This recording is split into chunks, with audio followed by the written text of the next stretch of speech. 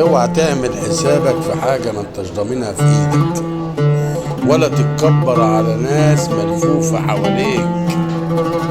ده الدنيا النهاردة في ايديك، بكرة هتبقى عليك. دايما ارفع ايدك لربنا وقول يا رب، واحمد ربنا واشكره على اللي في ايدك وعلى اللي ملفوفين حواليك لانهم بيحبوك. قرب من الناس وحببهم فيك. الدنيا دايما هتفتح دراعاتها ليك، ربنا يسترها عليك.